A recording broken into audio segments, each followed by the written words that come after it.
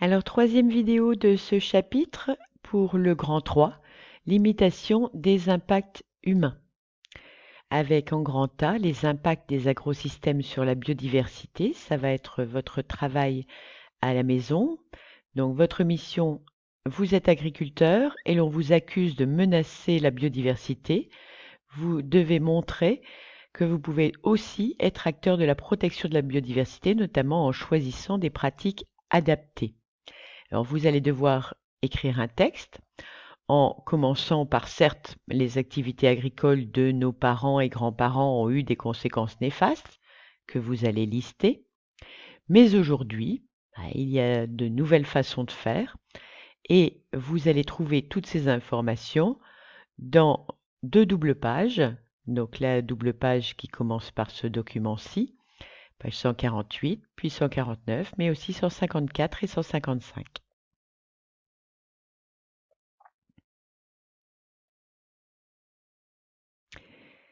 Vous allez noter dans votre cours la notion.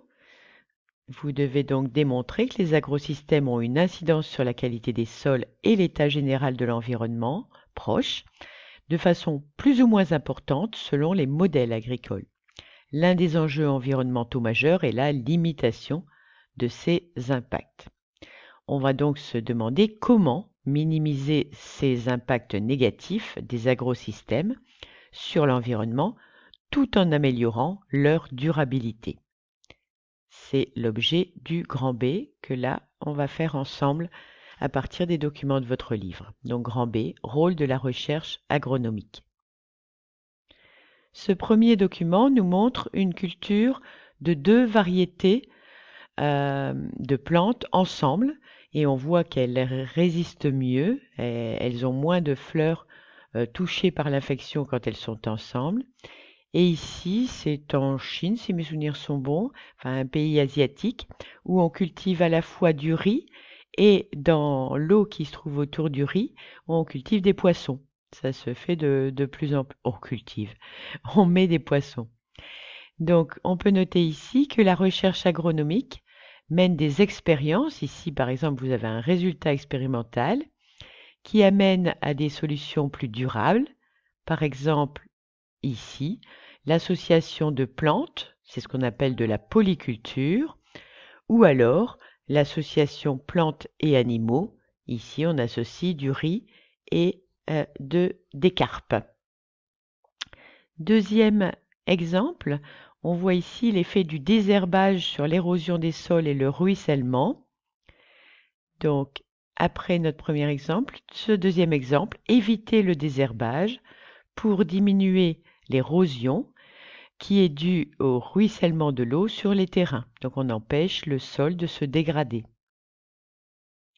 Troisième exemple,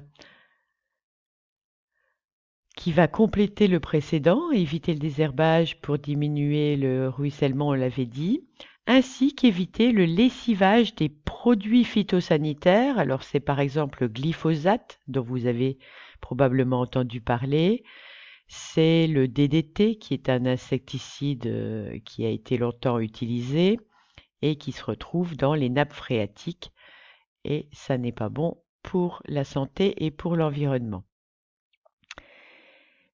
Troisième exemple, l'agroforesterie, c'est-à-dire qu'on plante des arbres au niveau des cultures et on a donc une biodiversité qui est favorable à l'implantation d'animaux, de prédateurs, de ces animaux, etc.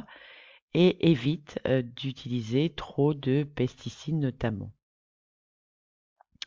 Nous avons ensuite le recyclage des déchets agricoles, dont on peut faire de l'engrais vert, de l'énergie renouvelable, etc. Et enfin, dernier exemple présenté ici, la lutte biologique. On peut utiliser certains insectes pour en détruire d'autres ou empêcher leur développement. On a par exemple ici une guêpe parasite qui va pondre ses œufs dans des cochenilles qui sont des destructeurs de cultures. On conclut donc ce paragraphe et le chapitre par la recherche agronomique actuelle qui s'appuie sur l'étude des processus biologiques et écologiques, apporte à la fois des connaissances, des technologies et des pratiques pour le développement d'une agriculture durable, permettant tout à la fois de couvrir les besoins de l'humanité et de limiter ou de compenser les impacts environnementaux. Merci pour votre attention.